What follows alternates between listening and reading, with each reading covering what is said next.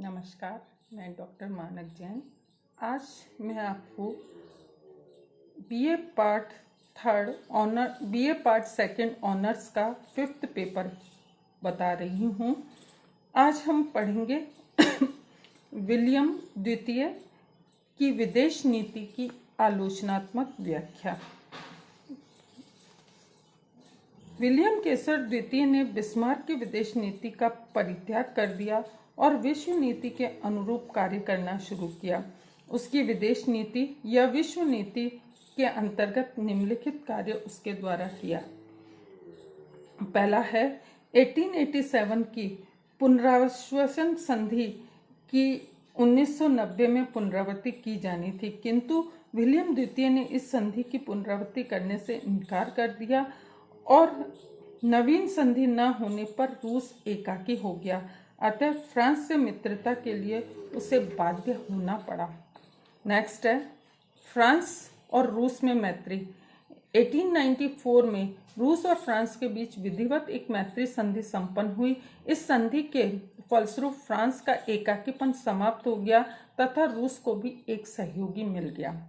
Next है रूस से संधि करने का प्रयास। जुलाई 1905 में रूस और जर्मनी के सम्राटों ने फिनलैंड के ब्योको नामक स्थान पर मिलकर एक गुप्त समझौता किया, परंतु जार के मंत्री लैम्सडॉर्फ तथा विट ने इस संधि का घोर विरोध किया।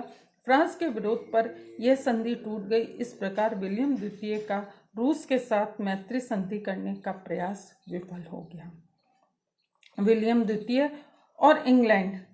विलियम द्वितीय के शासन के प्रारंभिक वर्षों में जर्मनी और इंग्लैंड के बीच मैत्रीपूर्ण संबंध बने रहे, किंतु शीघ्र ही ब्रिटेन और जर्मनी के बीच मतभेद बढ़ने लगे और दोनों देशों में आपसी संबंध कटुतापूर्ण बन गए। लेकिन घटनाओं के कारण जर्मनी और इंग्लैंड के बीच मनमुटाव बढ़ने लगा। नेक्स्ट है विलियम द्वितीय द्वारा इंग्लैंड के मैत्री प्रस्ताव को ठुकराना।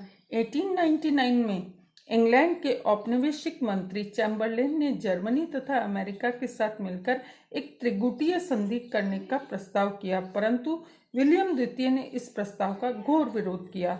1904 में इंग्लैंड और फ्रांस के बीच मैत्री संधि हो गई, जिसमें विलियम द्वितीय बड़ा चिंतित हुआ। उसने इंग्लैंड और फ्रांस की मैत्री संधि को छिन्न-भिन्न करने का भरसक प्रयास किया, किंतु उसे असफलता का मुंह देखना पड़ा। जर्मनी द्वारा टर्की के साथ घनिष्ठ संबंध स्थापित करने से भी ब्रिटेन चिंतित था। 1902 में जर्मनी ने टर्की के साथ समझौता करके बर्लिन बगदाद रेलवे लाइन बनाने का अधिकार प्राप्त कर लिया, किंतु इंग्लैंड ने बर्लिन बगदाद रेलवे योजना का विरोध किया। 1898 तथा 1900 में नौसैनिक कानून पास किए गए, जिसके अनुसार जर्मनी ने ब्रिटेन की भांति विशाल जंगी जहाज ट्रेडनॉट बनाने शुरू कर दिए। इंग्लैंड ने भी अपनी समस्त शक्ति अपनी नौसेना को सुदृढ़ करने में लगा दी। नेक्स्ट है मोरक्को संकट।